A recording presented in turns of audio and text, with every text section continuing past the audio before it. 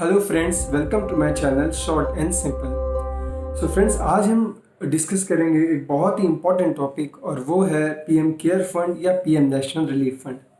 So guys, जब से PM Modi ji ने पीएम केयर फंड की अनाउंसमेंट की है तब से हम सब के मन में एक क्वेश्चन ज़रूर अराइज हुआ है कि जब पहले से ही पीएम नेशनल रिलीफ फंड मौजूद था तो पीएम केयर फंड की क्या ज़रूरत थी।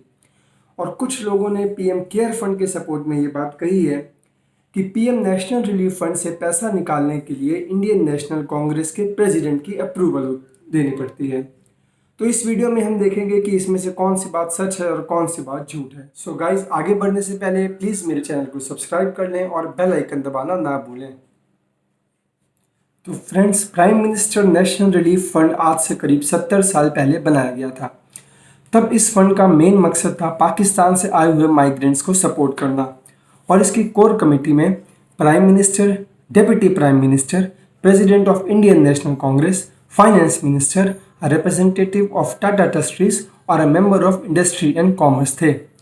फिर 1985 में इसमें बहुत चेंजेस किए गए और इसका दायरा और बढ़ा दिया गया और ये फंड उन लोगों के लिए भी यूज़ किया जाने लगा जो natural calamities like flood, earthquake या राइट से पीड़ित थे।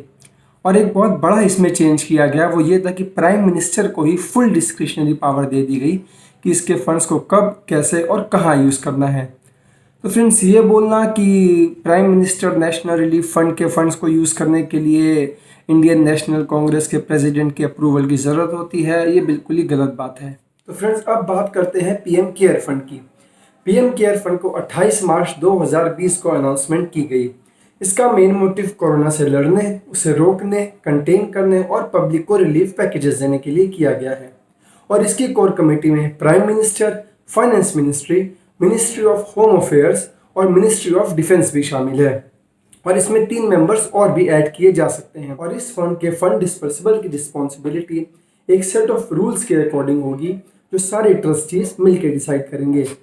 सो अगर देखा जाए फ्रेंड्स, तो पीएम केयर फंड ज़्यादा ट्रांसपेरेंट और ज़्यादा डेमोक्रेटिक है क्योंकि इसमें 3 मिनिस्ट्रीज और इन्वॉल्व है as compare to PM national relief fund जिसमें सिर्फ और सिर्फ पीएम ही रिस्पॉन्सिबल है सारे फंड्स को यूज़ करने के लिए।